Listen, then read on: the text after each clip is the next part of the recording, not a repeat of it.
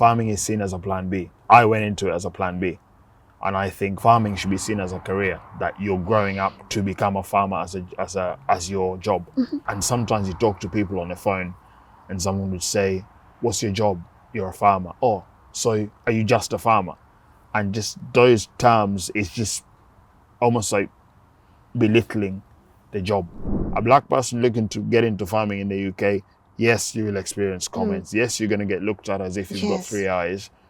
But I see that as motivation. Because even getting this farm here, if I fail, people will be like, see, that's why we don't let them do this, because they can't do it. So I know that I have to make it work so that anyone else like me coming in, I'll have paved the way for them. You are paving the way. Nikki has moved with you twice through this journey. What would you say is the importance of having a supportive partner? Being open. But yeah, openness is key. Because if you're not open, you're just lying to yourself, because there's only so long you can put up with someone's Pretense. Yeah, pretense. And when it gets to that point, you look back however many years down the line, you're just like, why have I just wasted my life like that? I've been paying taxes here since I was 18 when I started working. So anyone that's saying that I'm just coming here to take the best and leave, I've given more to this country as a working citizen than I have back home, because I left when I was 15. What I've gained in this country, why should I not take it back home? So trust the process. One day your life is gonna change. Keep on believing. You will be better than before. So trust the process. Hey guys, welcome to today's episode of Inspire Global. My name is Lynn Ngugi, and yes, I know we've been away for a while, but we had to go to the UK and bring you amazing content from our brothers and sisters, and we have had an amazing time. We've seen great places, we've learned a lot, and we have interviewed incredible people, and I cannot wait for you guys to watch all the episodes that we compiled for you. But talking of today's episode of Inspire Global, I got to meet a guy who is doing, when I say you have to be able to live your passion, he is doing exactly that. Can you imagine? He sits on 61 acres of land in England where he keeps, pigs, sheep, goats, and the end products get purchased by the local people, and he's making a killing just by following his passion. And he wants to tell people, especially young men, that stop being so scared of these careers that people are laughing at. There is a lot of future in farming. You can be an incredible farmer. And also we got to meet his amazing wife who, just believed in his vision and just supports him in what he's doing. And he believes that there is absolutely no shame in farming. But, I have to talk to you about our incredible partners at Kings Developers Limited. We would not have made it to the UK without their support. I mean, when you find people coming through for you, you just have to be appreciative about it. I love the support that you're giving Kings Developers Limited. Just to remind you, they are a real estate company that is ISO certified, and they have incredible buildings, incredible apartments. You know them for Prism Towers, Sifa Towers, Apollo Apartments, but they also have affordable housing in Nakuru, here Boma in Riru, and you can be able to get an apartment when kama pesa ni kidogo katikati all the way to high end. They are able to take care of you. And I love the fact that they are ISO certified, which means that they have gone through all the regulations, and I am only talking to you about them because they are credible. So visit them at Prism Towers, or you can call them on these numbers on your screen, and let's continue investing with them. And you can also email me info@lnn.digital should you have any questions about Kings Developers Limited. Now, take your notebook, take your pen, and let's listen in to this incredible man's story as I take you through our beautiful stories here in in England. Here, England. Haya, wacheni to watch kipindi, my people.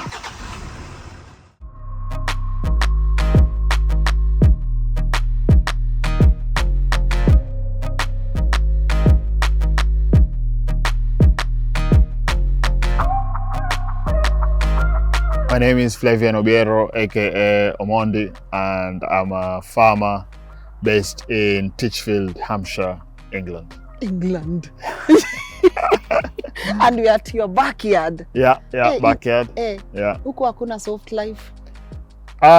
Summer is soft life actually, Yeah. because winter gets cold. We won't be sat here in the winter. Yeah. So this is soft life now. Okay. Yeah. Me first things first, thank you for making time.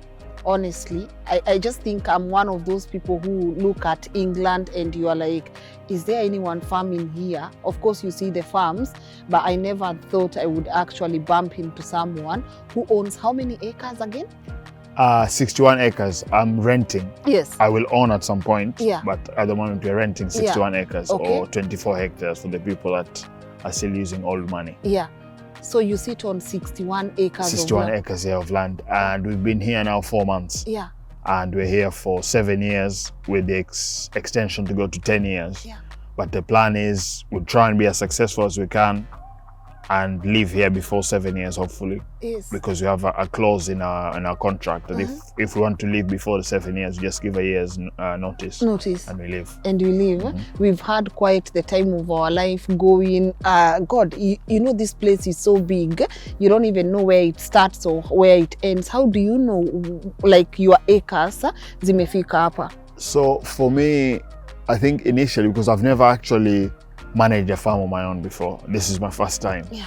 So I've worked in farming in this country for 13 years, but this is my first time actually being responsible for a block of land and being in charge of it. So I think the first time when we came to see the land, I had to go on Google Maps and see where the borders go. And then now, after you walk 2 or 3 times, you just remember where things are. Yeah. Each field has a name, and then you know where the fields are and where Yes. the animals are. God, it's good that you've mentioned you've worked for 13 years in this country in farms. Yes, on farms, yeah. Oh man, I'm so interested in this part, but I gotta take my people back now so that we understand how this all came about. Okay. So you come from Kenya. Yeah. Which part?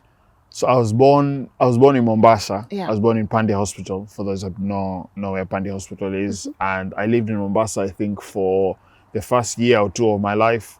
And then we moved to Kilifi, or as people call it, California. California. Yeah. Moved to Kilifi. I stayed in Kilifi till I was 12. Yeah. And then we moved to Kericho.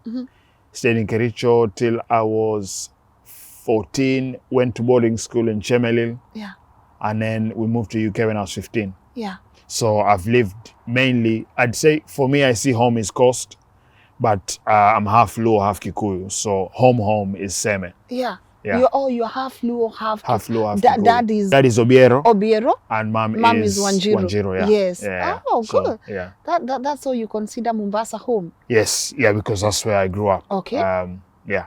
You came to the UK when you were When I was 15. When you were 15. Yeah, 2006. Dad came here actually in 2005, 2 days after I went to boarding school. So you can imagine being dropped off with you remember those metal boxes with the locks? Yeah.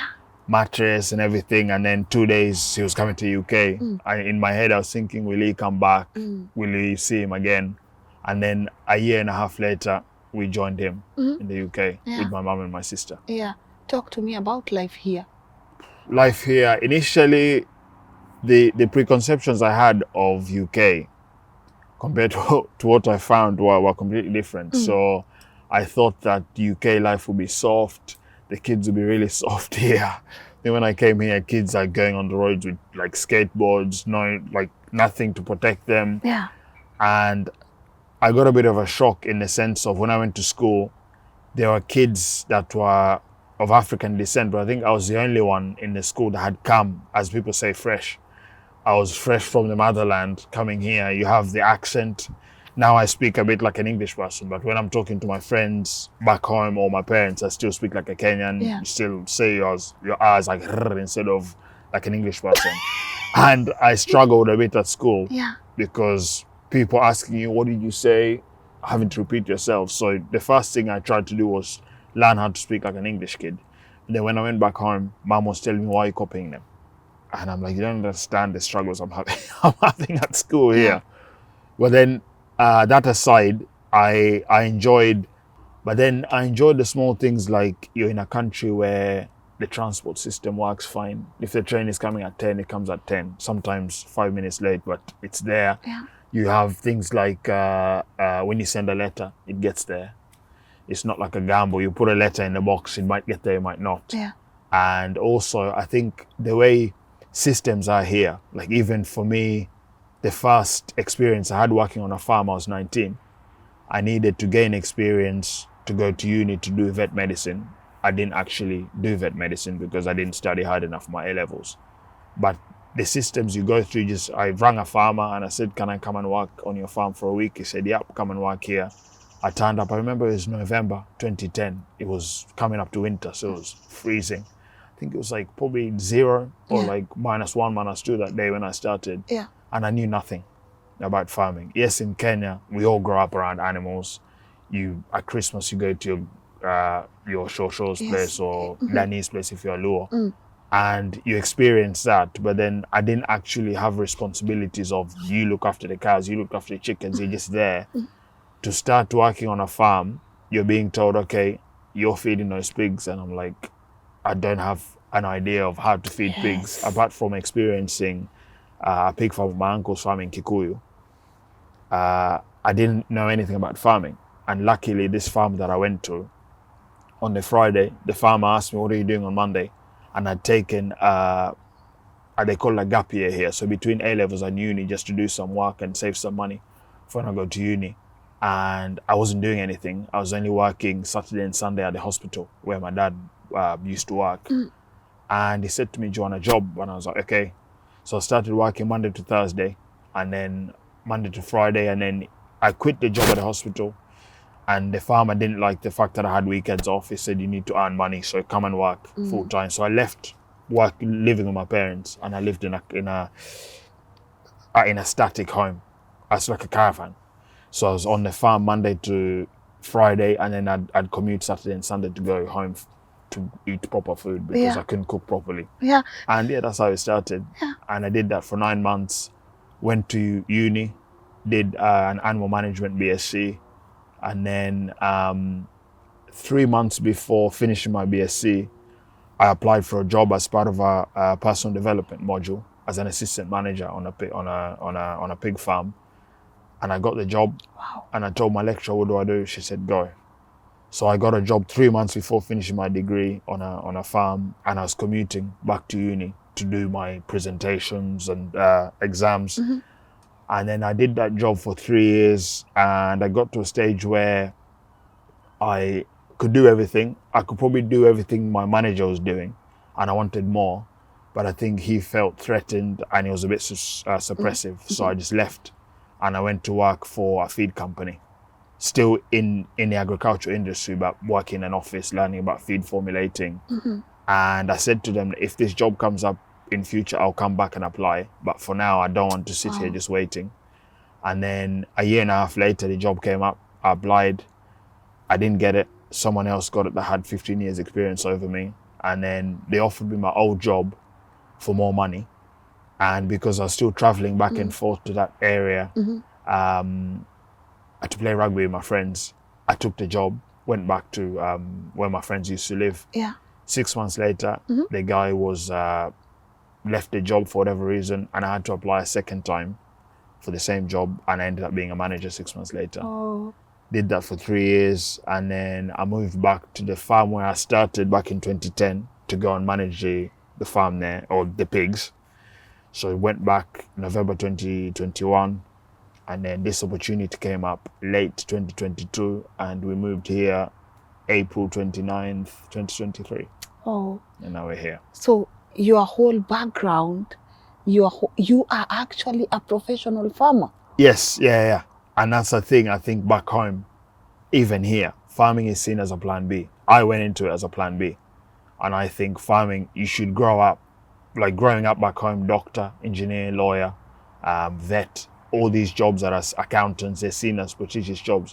Farming should be seen as a career, that you're growing up to become a farmer as your job. And yeah, that's my profession. And sometimes you talk to people on the phone and someone would say, what's your job? You're a farmer. Oh, so are you just a farmer? And just those terms, it's just almost like belittling the job. But I think it's a big job because without food or without farmers, we don't have any food. Without food, we don't exist. How did you deal with peer pressure? Because as a young man, you know, you are surrounded. This is England, this is UK, you know. Yeah. How do you deal with the fact that some of your friends, you know, they're in these quote unquote posh careers and Yeah. you're here telling people, I want to do farming, I want to be a professional farmer? I think because I took a gap year between A levels and uni, my friends that went to uni were at uni, and I didn't have anyone around me really. There were probably one or two people that also took a gap year. Yeah. So I was almost on my own, and I was like, okay, I need to do something, because it was almost like an embarrassment because I didn't get my grades. I had to resit some of the exams whilst people are at uni. I'm still here hustling for grades. So it was almost like I just take myself away Yes. and try and get to where my friends are. Then when the farming opportunity came, initially I was like, what am I doing here? But then in the end, it became a novelty because all my friends back then weren't in farming and I was the only one. And even now, looking at school, because I did year 10 and year 11 here, so GCSE, and then my A levels I did here. No one is in the agriculture industry. Out of the people that I was same class at school and college, I don't think there's anyone else Yeah. that's in farming. Just you. Yeah. Wow. Oh, your parents, wow, how were they receptive? Were they supportive? Did they not tell you, okay, you could do farming, but could you also do a bit of law, medicine here and there? I think because I couldn't be a vet initially, because dad's a biomedical scientist, he wanted me to go down the bioveterinary sciences. But then when I went on the farm and they saw I enjoyed working on the farm, and obviously them being brought up in Kenya, they grew up on farms, like mom from Thika, dad from Kisumu. They had farms around them. It was easy for them to support me in that career path, I think. And the fact that I enjoyed it, they just said, go with it and see where we go. Yeah. And then dad persuaded me to do a master's, which I started and I've not finished because I just lost the love for studying, because my plan was to come back to Kenya actually and work in Kenya as a, let's say, an office job, because my friend would tell me, if you're coming back, you need to have a master's minimum. And I started doing a master's, and then I just thought, this is not for me. I just want to be on the ground. I don't want to be telling people what to do. I want to be doing it, and they can see what I'm doing, and then they can learn from me, rather than me sitting in an office and delegating to people, which I think a lot of people in our industry are good at that, especially back home. That if you study to a particular level, you can't get your hands dirty. And it's something I don't understand. Yeah. Do you think that's ailing us? Do you think that will be the cause of so many downfalls in our country? Yeah, I think so, because most people that are African, not just Kenya, African, I have friends that are Zimbabwean, Ghanaian, South African, Nigerians. They'll look at the farm life and say, oh, that's really good. I've got land back home. I'll have to start employing people to do it. I'm like, go do it yourself. Because if you're starting up like us starting here, you have X amount of money to start. You need to pay someone to do that job. And if you don't have the money, where's their salary coming from? So for us here now, and my partner, Nikki, she's still working full time. I'm doing part-time on my old job. I've got another part-time job as an apprentice butcher and this. So I'm doing 3 jobs at the moment to make this work. You're doing what again? 3 jobs. Number one? So number one is still managing the old farm where I was, Yes. my old job. Yeah. So I'm going there half a day a week. It was 5 half days, so Monday to Friday morning, but then I dropped it down to just Tuesday morning. And then I do Thursday and Friday morning as a butcher, because I want to learn butchery, because it's if I'm keeping animals, and butchery is a skill that's dying, especially in this country. I want to do it myself. I don't want to rely on someone else to determine my destiny. I want to be able to do it myself. Yeah. So I'm learning that as well. And then farming. And then this. Yeah. Hi. Yeah. It's a lot. But then Nikki and I know we can see our destination. We put our journey on the sat-nav. We can see where we're going. So I'm going to do everything to get to where I'm going. The goal is clear.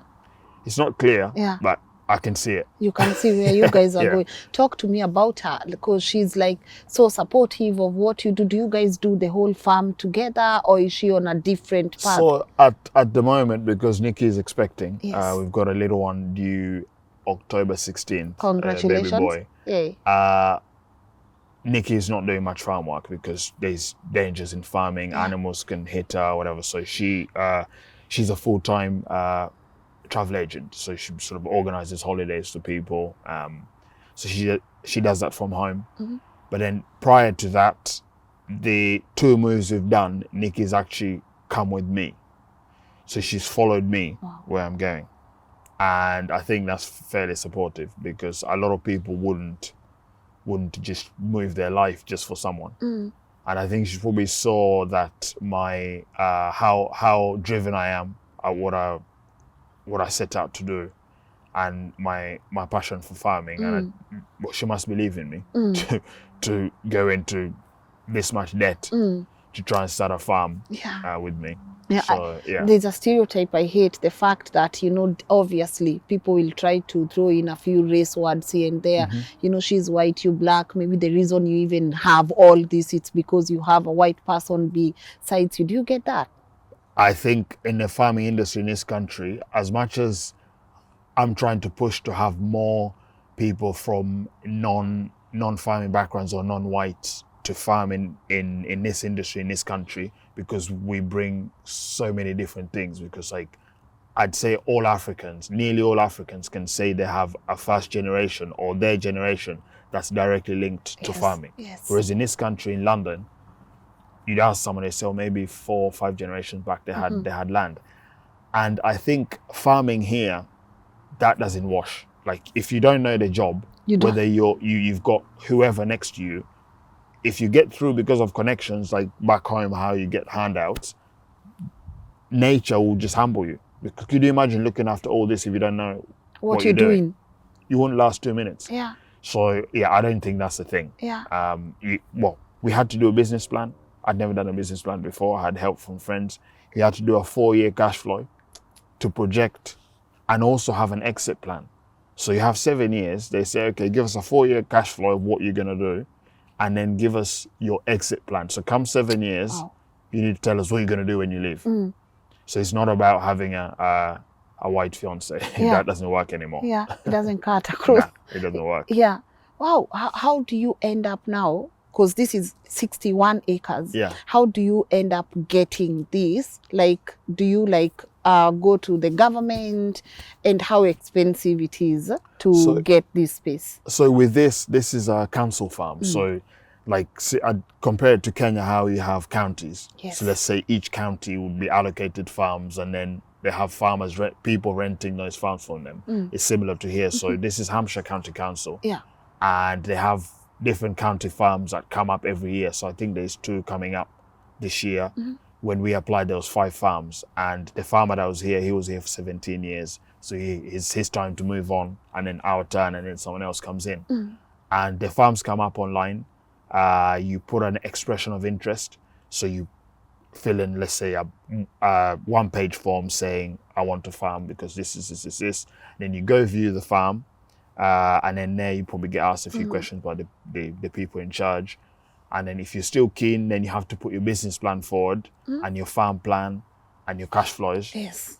And then they check that. And then if you get through that stage, then you get a interview. Then you go to the interview, do the interview, and then you get told whether you're in or not. So this took from November, late October, early November, through to mid-January to when we found out when we got it. Yeah. How was that like for you?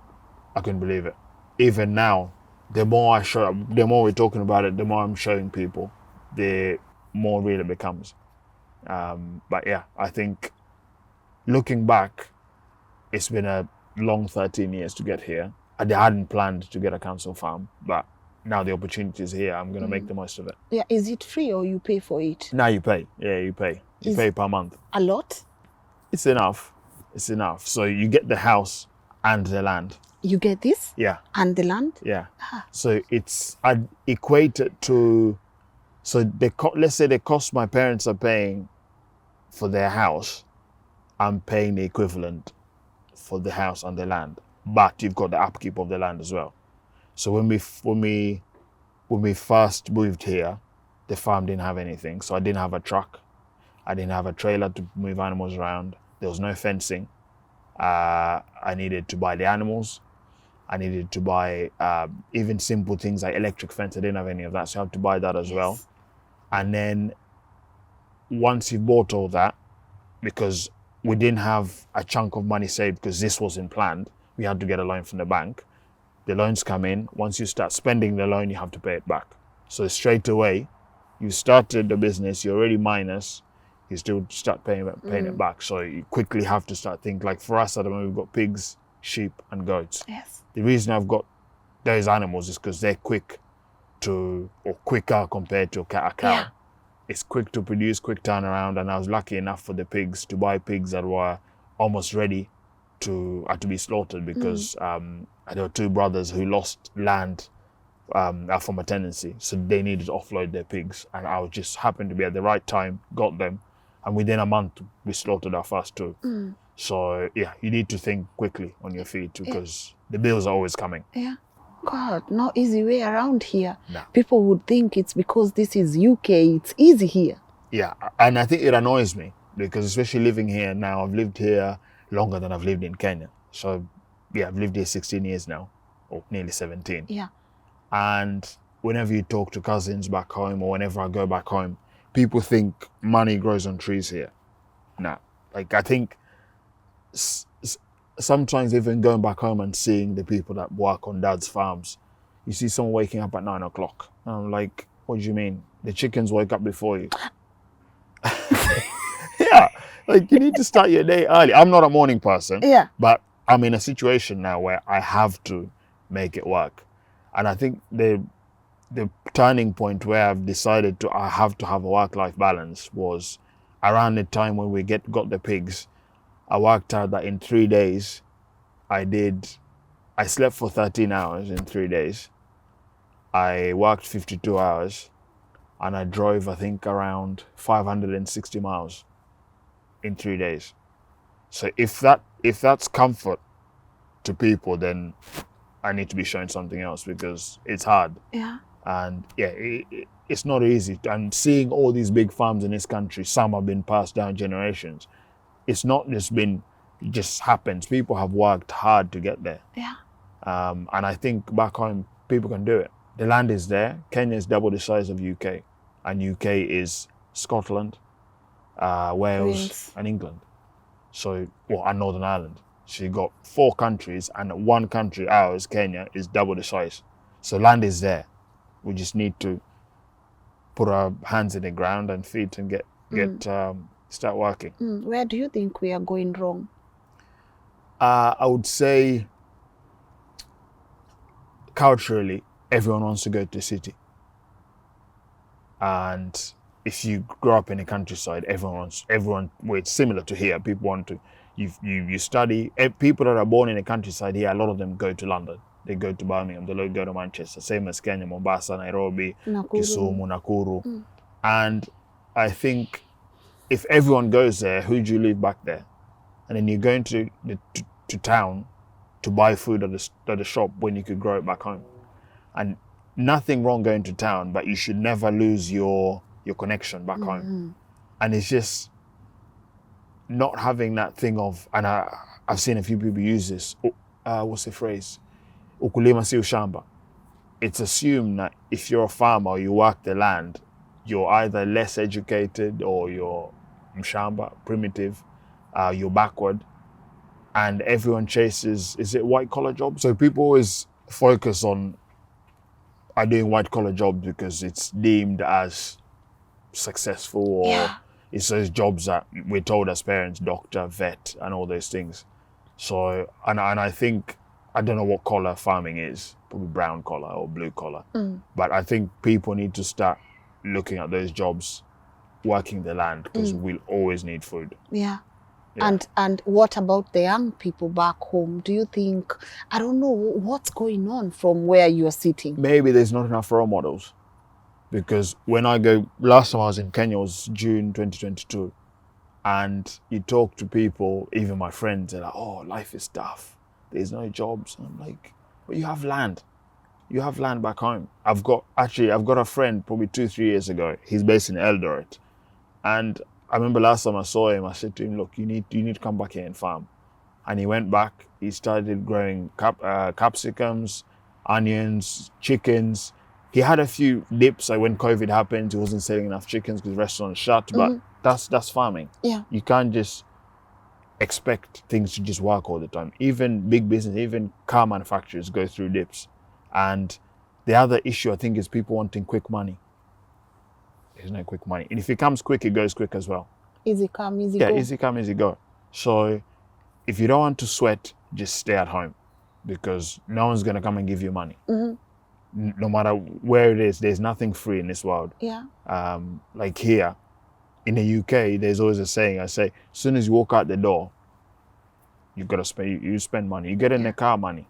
Train, money. Money. Yeah. McDonald's, money. Yeah. Everywhere, money. Yeah. And I think people just need to start back home. People just start thinking outside the box.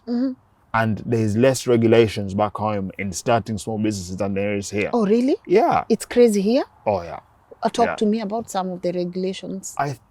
Like a simple thing, like, so farmers are told to diversify. So meaning you're growing food and you're selling it to the open markets or supermarkets, etc.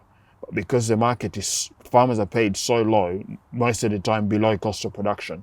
So like pigs at its worst during COVID, the cost of production was like £2.40, £2.50, and pork was £1.80. So before you even thought about selling your pigs, you've lost money. So a farmer requires to do other bits of business on their farm to earn money. So whether it's having storage units for people to store their facilities, whether it's having camping, like wild camping, like we've got woods here, that could be a diversification. Yeah. Or catering, like we do catering as well, that's a diversification. You do catering? Yeah. Oh. Yeah, so we do barbecue and we call it hog roast in this country, or some people say spit roast. So you have a whole pig on a machine and it cooks and you serve it to people. A whole pig? Yeah. With intestines? No. Oh, no. Gutted. No. Yeah, so Yeah. Gutted, yeah. So Yeah. you just put it on a machine and it cooks. Oh, that's what the machine there is for? Yeah, that's what the machine's for. Okay. And so farmers are having to look for different ways to make money because their main job doesn't pay. So it's like a doctor having to sell mandazi on the street or sell peanuts because being a doctor doesn't pay. That's the simplest way I can explain it. Yeah. So you have farmers that have been pushed to that corner, but then when you go to try and diversify, there's so many rules and regulations to diversify that in the end you're just like, okay, either you're just gonna plant trees and do your carbon credits and sell it to big companies like airline companies or IT companies to make money that way. Yeah. Or if you're lucky enough, you find niches in the business. Like you have, let's say, beef people, you can have Wagyu beef, or like for us, if I can sell all my pigs through the hog roast business, I'm never going to lose money because the cost of selling a pig through the catering compared to how much I'm going to get selling on the open market is like 5 times more. Oh, really? Yeah. Jeez. It takes more time because some of the events, like the last one I did last week, I was out, I woke up at 6 a.m, went to pick up the bread from the bakery, fresh, baked that night, got it, drove to pick up the pig, drove to the event, get there, start cooking it, you wait 6-7 hours for it to cook, then you start serving, then you finish serving, then you have to pack up, then drive back home. I didn't get back here till 1:30 in the night. So if you don't have the drive or you're lazy, you could just sell it on the open market for 5 times less money. Yeah. So as an example, the money, let's say I got from that one event is the equivalent of like 4 or 5 pigs if I was to sell in the open market. It's hard work, but I enjoy cooking. I enjoy interacting with people. I enjoy the fact that I've looked after this animal the whole time and I can see it out the whole final way. Results. Rather than putting in the work for 6-7 months and then selling it to someone that's not going to appreciate the at the value you put into the animal. What do you plan on doing? Because the land is so big, it's Yeah. huge. And, you know, we were going and Dad was like, oh, this is so fertile, you know. Yeah, You yeah. just scratch it like this and, Yeah. oh, God, it's so fertile. And I remember you showed us a potato section. Yeah. Then Mom was like, we need ndoma here. Yeah, yeah. What do you plan on doing with this whole place? So where the pigs are, we've got about six paddocks, which used to be used for horses. And horses, they compact ground. Yeah. So the ground is so hard. So the plan is, with the breed of pigs I have, the Tamwards, they've got long snouts and they dig. They're like tractors. They absolutely dig. Like there's a field here where I the saw sheep it. are. Yeah. They escaped the other day and my mum thought it was a tractor. And I told her, no, that's the pigs. So with them digging, they bring air into the soil and they aerate the soil. Yeah. And I'll put seed on there, more grass seed or like a seed mixture that's catered for pigs. And then that bit can just be for pigs and I just keep rotating them every so often or throughout the year, just keep rotating them. Yeah. And then the field opposite where the sheep are, I'm going to have like a paddock system. So move the sheep along so they eat a section of grass first and then move to another one like that. So that we can make lamb or mutton from that. And then the other big field on the other side, we can make hay from that to feed the sheep or the goats later in the year when there's no grass. Yeah.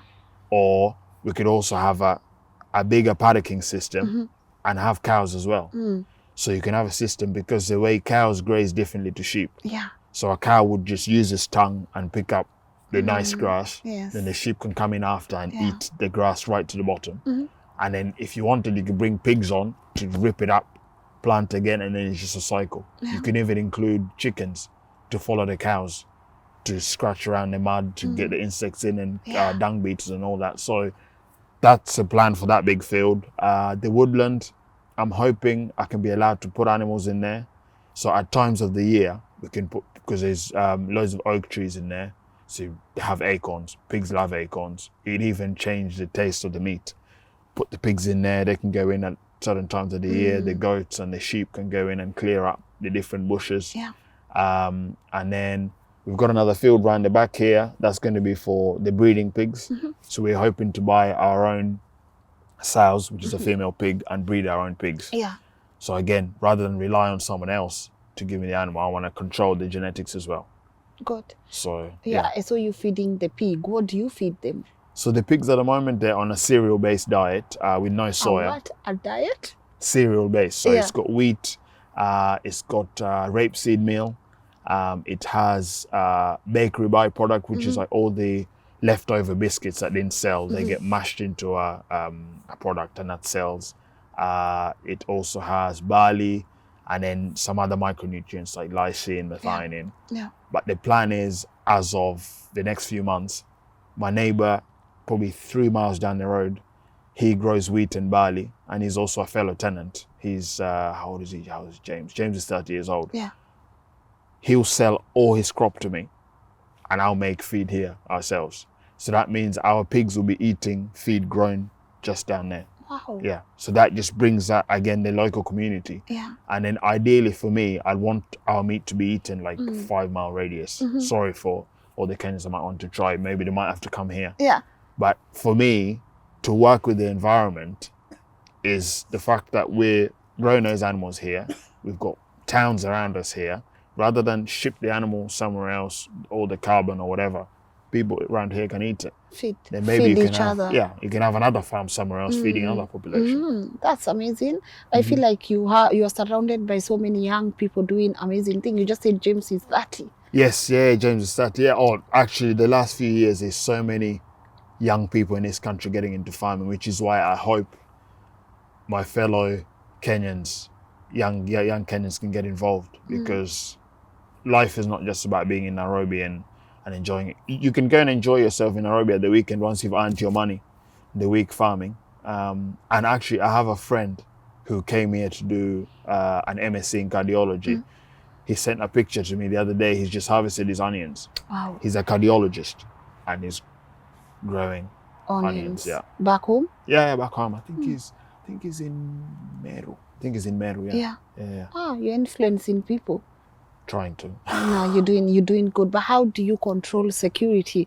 Do they steal? Do you wake up one day and your pig is missing, your sheep is missing, your goat is missing? Not yet. Yeah. Not yet. We have a gate. We lock in the night. We have a dog, Rex.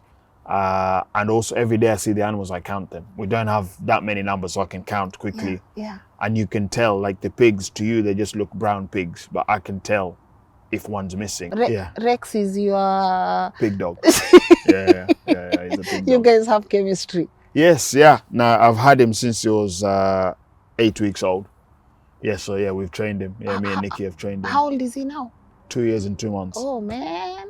Yeah, so now he's helpful, but I think because I've not trained him professionally, he's not that good with the sheep. Yeah.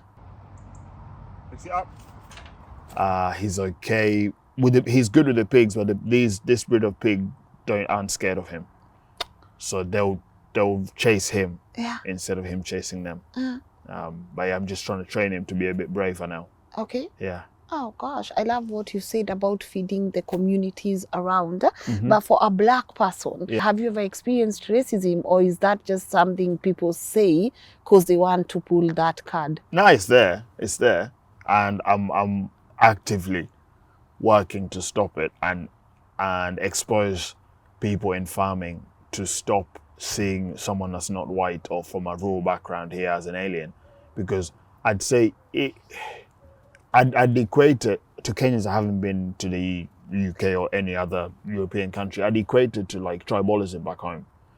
It's pretty much the same thing, because farming is like such a tight. I think less than 2% or 3% of this country are actually working in farming. So it's such a small community that's so tight knit. Mainly rural areas like we're here now. There's no street lights here. When it's dark, like pitch black, like being back home like Orcha.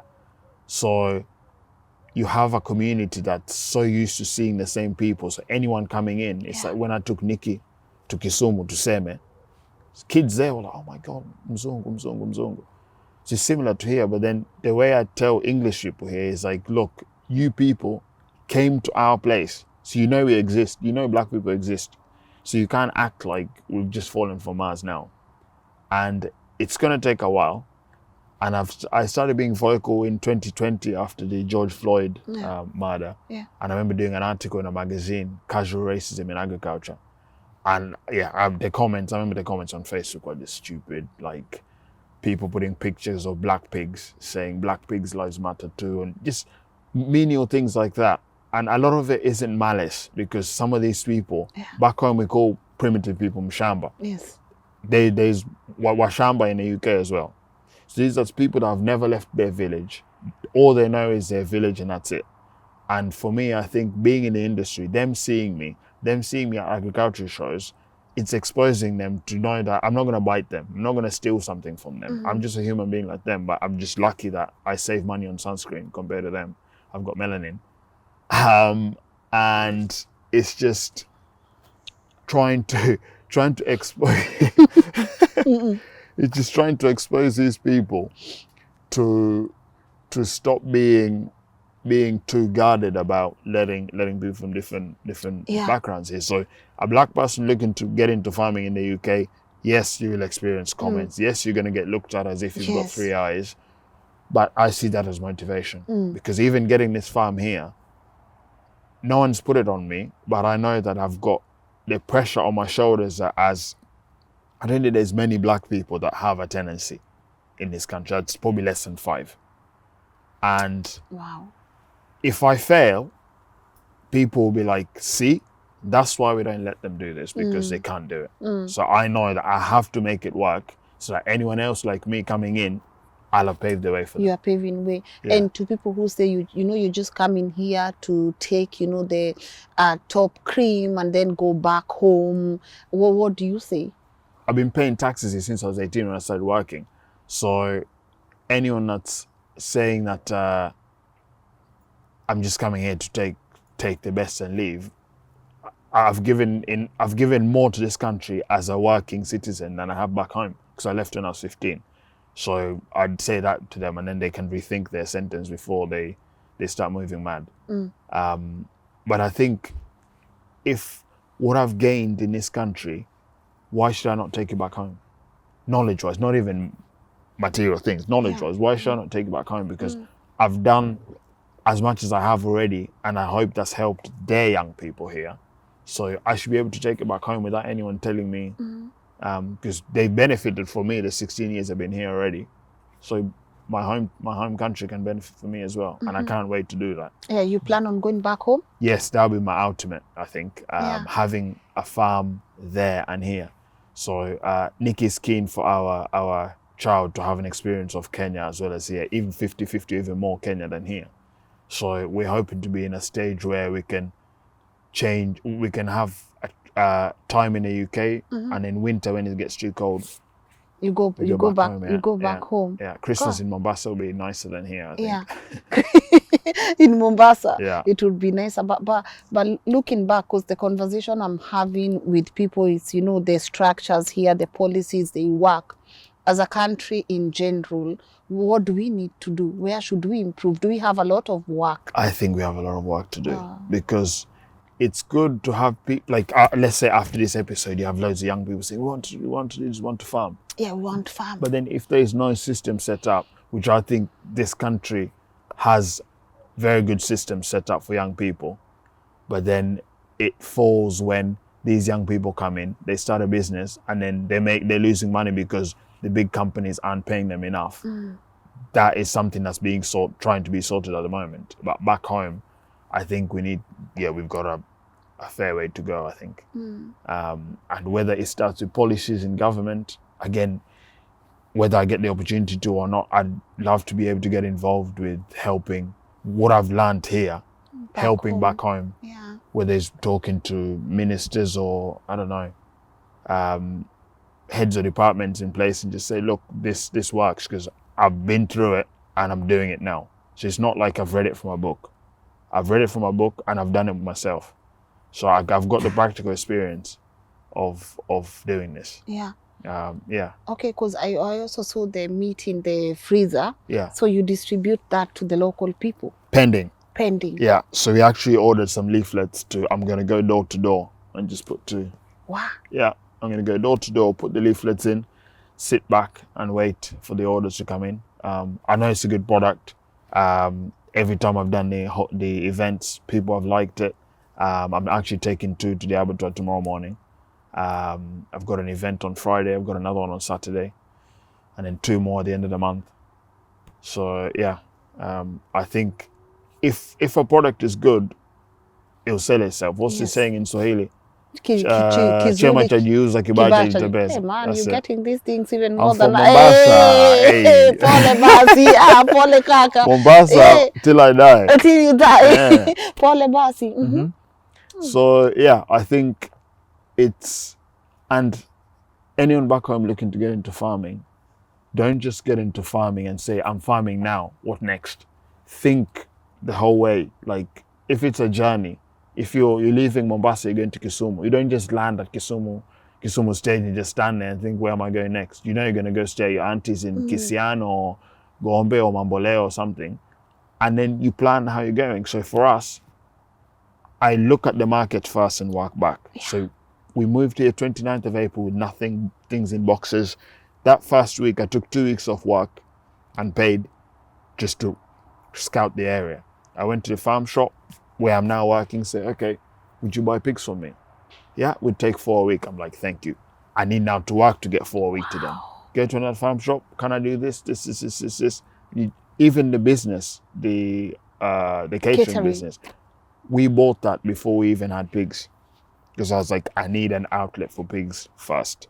There's no point growing sukuma or mchicha or whatever veg, and then it's grown, you've taken it, you get to a market and it's like, you go to a market and people are, oh, actually, we want cabbage. Oh, shit. You're finished. So you need to do your market research first and work back. And a lot of people do the market research. After? After, or they get scared and then their whole dream is gone. That's a good one. Yeah. You work backwards. You gotta work backwards.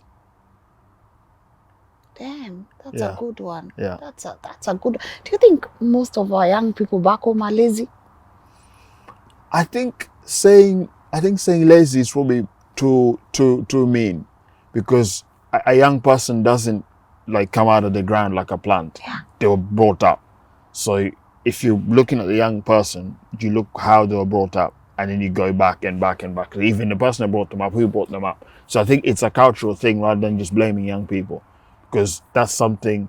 If we just blame young people for being lazy, if they retaliate, then we don't achieve anything. Do you think that's what's happening? Because they feel misunderstood. They feel like no one gets them, no one understands them, you know, and no one wants to go back to the root of it.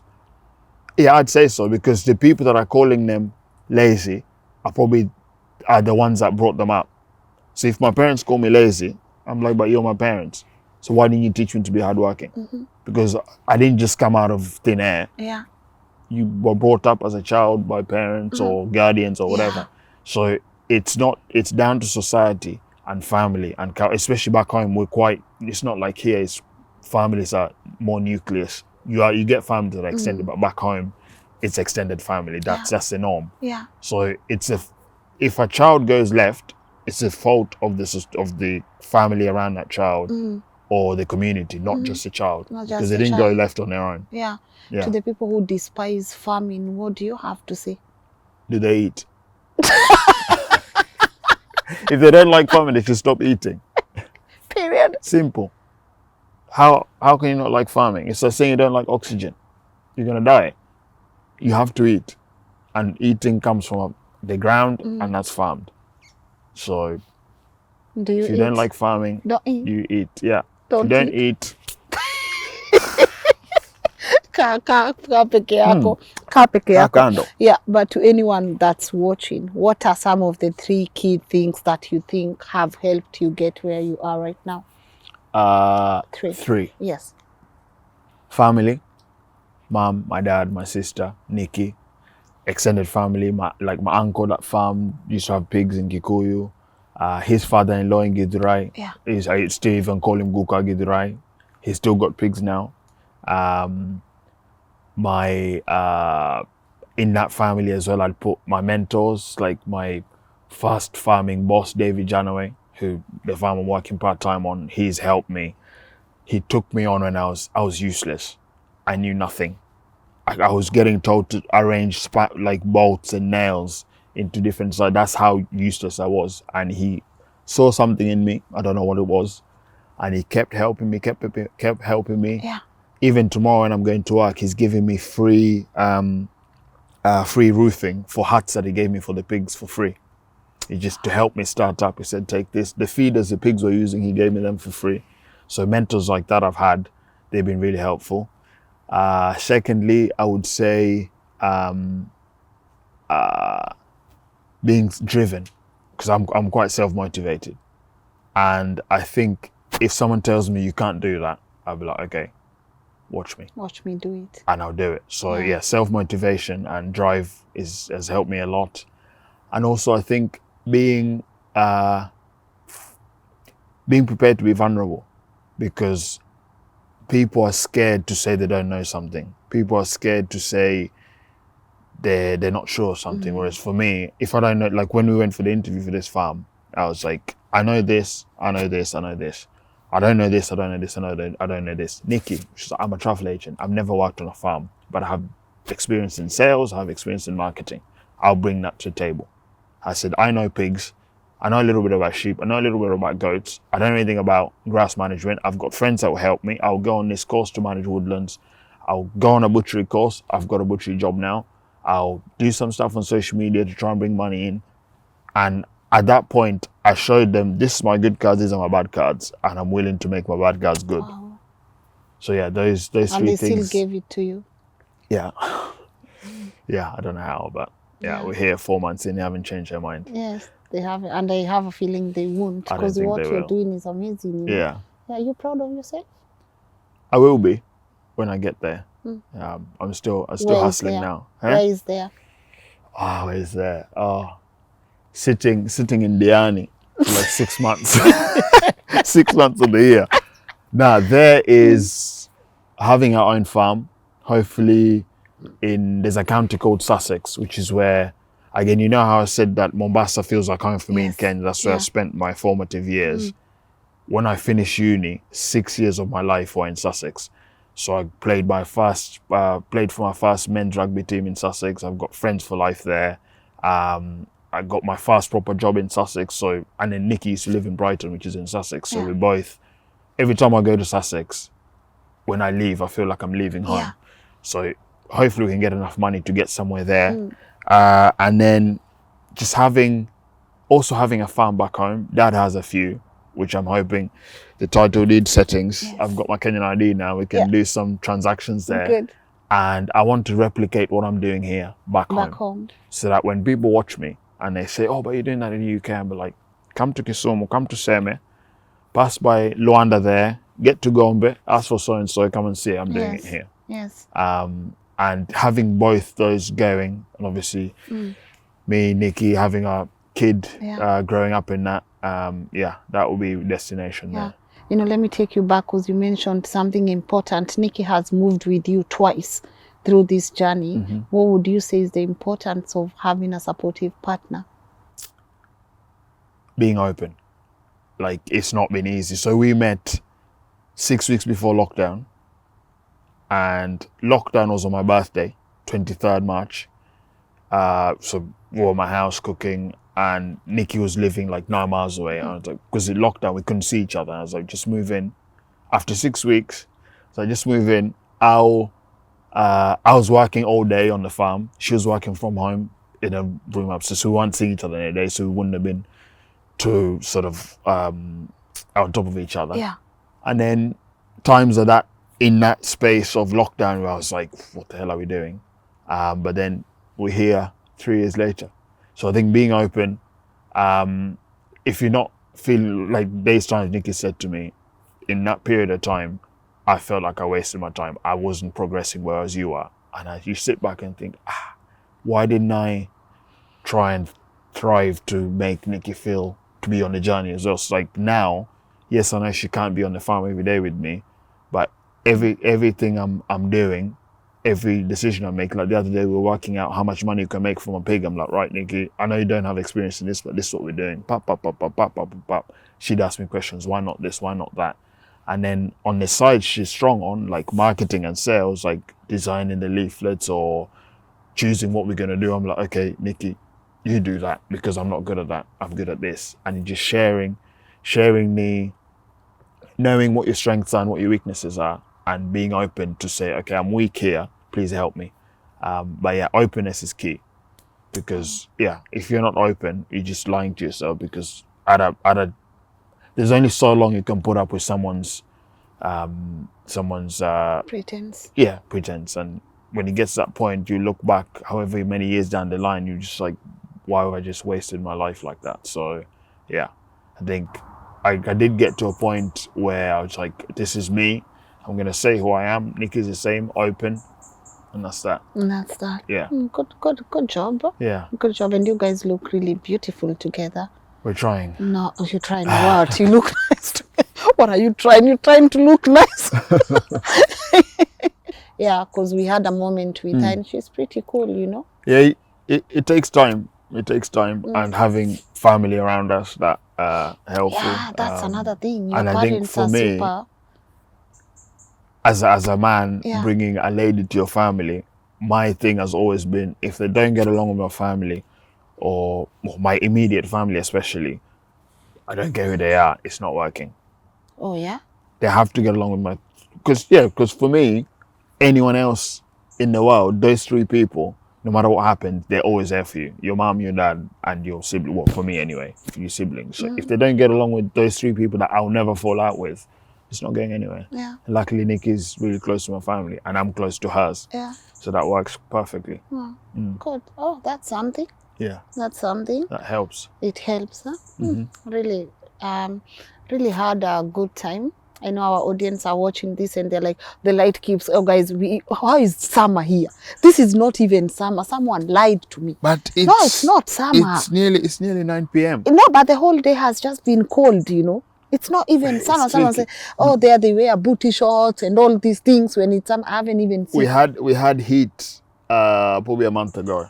But this Oh, I'm you timed late. it wrong here. I'm late, I man. think summer's finished. Man, I don't even want to experience summer again. I just want to go back home now and just wait, go back wait. to the cold coast. What I left in Kenya, this is even much worse, you know.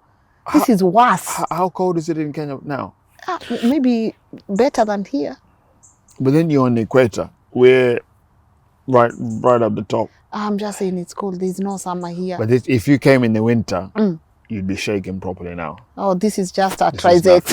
nothing. But anyways, before I wind up, let me ask you something, because this is something I'm asking people I'm interviewing from diaspora. Have you tried investing back home? Have I tried investing? Ish. A little bit, not properly. Yeah. But I will invest properly now. Yeah. Because I'm thinking we've invested a huge amount here, and I know East or West home is best. So I'm using investing here to get some more capital to invest back home. Yeah.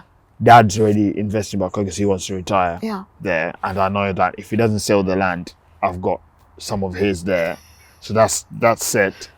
But we definitely want to invest. We want to have somewhere in at the coast, because that's like I said, that's home for me. Yeah, so because a lot of people, they just keep saying, you know, especially in diaspora, you get conned a lot when you try to invest back. Yes, there is that as well. So it's knowing who you're dealing with. So I do everything through my dad, because he's always talking to people back home, or I'd get a relative that I trust to do something for me. Yeah. But I think one thing I'd say on that is anyone that leaves Kenya, you come back, you go to any other country, do not cut any ties you had back home, because home is home, and no matter where you go, home is home. No one's going to accept you as much as your people are going to accept you. Not saying you're not accepted elsewhere, but you will never be accepted more than your people back home. So wherever you're going, remember base. Don't forget us, man. Do you wanna big up some few people from home? Well, I've already mentioned my uncle Kibemia, who's in Kikuyu. I'll mention my friend Kibet, who's in Eldoret. He's a farmer. He's the one farming. Yeah. The cardiologist Mutwiri. Or someone else has also helped me a lot with advice is my aunt Sabrina. She's in Mombasa. Okay. She actually has an animal feeds business in Mombasa. And I remember when I wanted to come back to Kenya, she sat me down, and in our family, you have people you go to for comfort. And Sabrina tells you straight, whether you're crying or laughing, she'll tell you straight. She said to me, you come here for 2 weeks and go to Nyali, Diani, and enjoy yourself. You think life will be like this when you come back.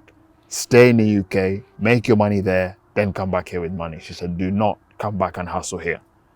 And that was a turning point for me, because I was like, why is my auntie telling me this? She's in quite a good place. She's got a good business, and she's telling me that. I was like, maybe she's got something here that I don't know about.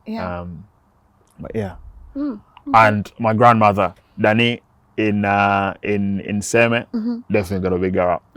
My only grandparent left, Alice. I'm looking forward to going to see her when I go back. Let me ask you, still on the animals, because weather here is crazy. Sometimes it's summer, sometimes it's winter. When it's extreme like winter, how do you manage the animals? So we've only been here 4 months, so far we've only had rain and heat. So with heat, because pigs don't sweat, as much as there's that saying of sweating like a pig, pigs don't sweat. Pigs control their salt content in their body by drinking water. Okay. And when it's too hot, as you saw them earlier, they were laying in the mud. They use that to protect their skin. So they get sunburnt like humans. So when it's hot, you have shades. You saw there's trees there they can go and hide under, or in the hut, or having places with water, or like the bathtubs that were there. They get in there and they cool down. With the sheep, you just have shade under the trees, or you shear them. But because we're not breeding adult sheep, those ones will get slaughtered before they need shearing. So that saves cost as well. The goats, if it's too hot or too cold, goats go inside. So goats are a bit like me. They don't like extreme weather. In the winter, where I have worked my old place, if it gets too cold here, the water pipes freeze. So a way to try and counter that, you could leave water running at the end of the pipe. So because the water's continuous flow, it doesn't freeze. Mm. If it freezes, you have tanks that you carry water to the field and pour water every day into the farm. And I remember the first year I worked on a farm, I did that for 6 weeks. Wow. Every morning. And the first morning I filled up the troughs like this. I didn't think that the next day I'll have that much ice to dig. Mm. So the next morning you fill enough just for the pigs to drink that day, and then you just top up every day. Okay. Rain, I guess you just have to... You just have to work with it. you just have to work with it. And the way we're trying to manage the land, with the land like it is being compacted, the water just runs off. But as the pigs work the land and we plant different plants, others are tap roots or fibrous roots, there's a better soil structure, the water holds more water. Yeah. And it'll have more organic matter from the sheep and for the pigs as well, for the manure. So it will hold more water, so that should help flooding. Okay. We've got a little bit of a water course down there that can take any extra water away. What are the extreme weather? Dry, well, if it's dry and there's no grass in our system, I'd probably just slaughter all the sheep or goats, and just, pigs don't need that much grass. Yeah. But again, the way we're managing the land, we should have plants that are more resilient to extreme weather. So if it's got a tap root, the roots will just go deeper, and obviously where the water is. I don't see the UK ending up being like Sahara. Yeah. Not in my lifetime anyway. We Yeah. never know what's going to happen in the future. Yeah. So for now, I think we're good. We're good. Yeah? Harvesting water as well. The more rain we get, we're going to get tanks to harvest water. Probably have solar panels to save on electricity. Yeah. Wow. What legacy are you looking into leaving behind? Well, young people to not be scared of saying what they think. As long as you're not offending anyone, you need to be able to speak up without being silenced. A hardworking legacy maybe, and resilience. Like any hurdle that comes, you just got to try and dodge it, jump it, go over it, or let it knock you down and get back up. You can't be... It's okay to be weak because we can't always be strong, but learning from that weakness and being ready for the next time. Again, another Swahili saying, kuteleza sio kuanguka. If you slip, it's not the end of the world. You get back up and keep going. You get back up and keep going. You don't even need luck, Keep going. Yeah. I'm not going to say good luck. You don't need it. I might need it. No, you don't need it. I actually don't like when people tell me good luck anymore. I don't need it. Because there's just no luck. This is not luck. This is hard work, I'll take the luck and have it spared just in case. For future. Just keep putting in the work. So many doors open. I look forward to coming back next year and seeing where we will be. I just hope I find the potatoes and the domans around. Definitely. Yeah, I'll just carry Royco from home. The food tastes good. You don't need Royco. Just salt. Really? You'll test shortly. Yeah, guys, I'm about to go and eat.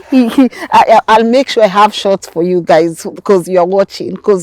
Just because he made it for us. So Nyama choma. So I'll just make sure that I put some few shots. They're obviously playing on your screen right now. But before I wind up, any parting shot or anything you wanted to touch on that you want to briefly talk on? And you also have a channel that I see you're putting in a lot of your work. So maybe talk to people about that too. Most of my channels are the Kenyan pig farmer. Yeah.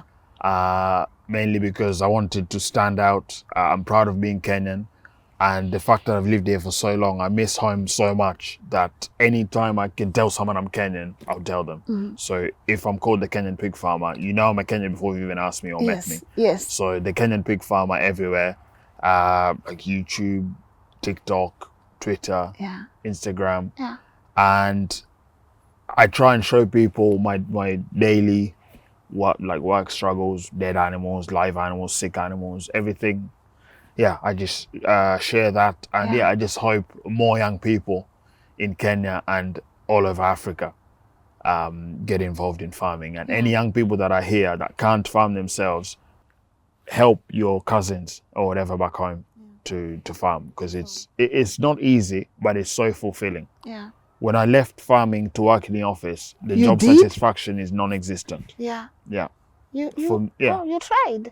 Yeah, 1.5 years. Oh. I learned a lot, but there's just no job satisfaction. Whereas farming, like for me, tomorrow I'm taking the pigs to the abattoir to be slaughtered.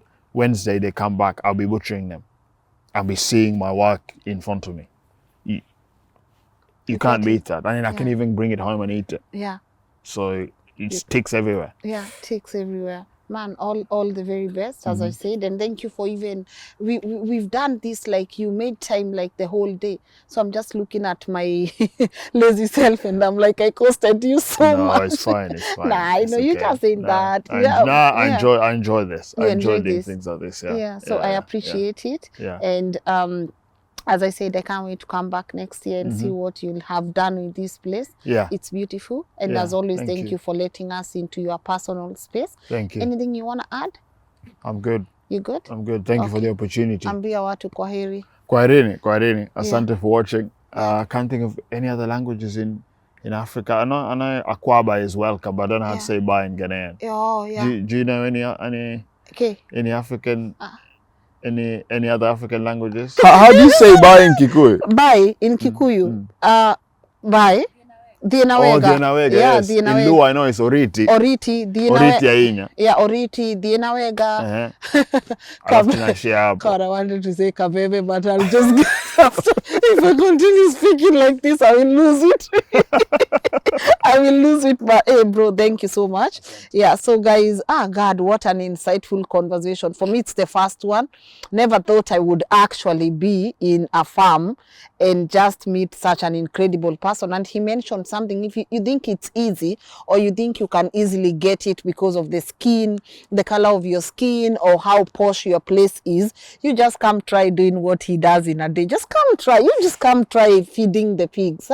But I hope, as always, you've been inspired. My aim with these conversations, my aim with this show is always to make sure that even if it touches one person, that one person that has a space, and you could actually be growing onions right there, and you're just so scared of what will people say. This thing of what will people say, it's killing a lot of dreams, you know. You just do it. Just do it. Stop asking what will people say. Just do it, you know. So even if you have that space, and just keep following people like him, so that you are able to know, how do I navigate this? And I say, everyone thinks they are beast until it's time to do what a beast does. Stop thinking it's easy. If it was easy, everyone would do it, you know. If it was easy, everyone would do it. But don't give up on your dream either. I'm trying to count your years, because you went in between Gappy and everything. So from like 19, you are very active in it. And right now you are 32 right now. So those are so many years of consistency, discipline, and knowing exactly what you want, you know. And I feel like that's what everyone should learn from your conversation. It's not easy. No. It's not easy. But is it doable? Is it workable? Absolutely. Absolutely. At least I know a friend who owns 61 acres of land in England. Tunaendea ngapi? That's I have a friend that I know that it's his family. They have 8,000. I'll never want to get to that, because that's too much. I have other interests other than farming. Yeah. But for me, even 100 would be, I'd be happy with that. Okay. That'd be enough. That's what I asked. What's the goal? Tunaelekea pahali. Tunaelekea uko. So thank you for watching, guys. And I gotta shout out to our incredible host here in UK, Lydia Tetolet. Asante sana. She drives us around, make sure that we come and do these incredible shows. She's just somewhere now sitting, waiting for us to finish. And then she's gonna drive us back to where we are staying. That's like 2.5 hours back. So those are people I honestly don't take for granted. And again, as I always say, this work wouldn't be possible without our incredible partners. King's Developers are Limited. Asanteni sana. You already know now they did a whole groundbreaking at King's Orchard and King's Courtyard. And I always say the reason why I advocate for them is because I don't want you guys to get conned. I know this show will be watched by so many people, especially in diaspora, and I don't want you to get conned matters investment. So if you are looking for a house, if you are looking for an apartment, get hold of people at King's Developers Limited. They have Prism Towers. So hata wakipotea, and then to Prism Towers muulize wenye huku ni akina nani. Just go and ask wenye Prism Towers ni akina nani. And I know they wouldn't do that. They are ISO certified. They have incredible buildings. So if you are looking, ukisikia kubai nyumba back home, talk to me nicely. I know people that know people. Don't get. apartment Utaongea. na staki ukoniwe. Hata mimi Si ni sitaki sawa? kukoniwa. So me I'm about to go eat my ugali. Wah, nimepigwa na baridi my people today. There is no summer here. I'm about to go eat my ugali, and I hope we can continue inspiring you.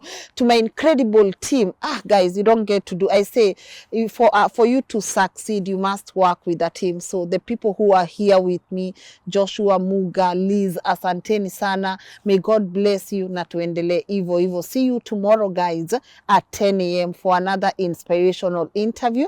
I'm gonna put his link to his YouTube channel down, pinned on the comment section, so that you are able to go and check more of his work. And don't forget to do what we do. Subscribe. Be inspired. No matter what your hustle is, be proud of it, my people. There is no shame in hard work. No shame in hard work at all. Me baridi school tena, so I'm out. Bye. So trust the process. One day your life is gonna change.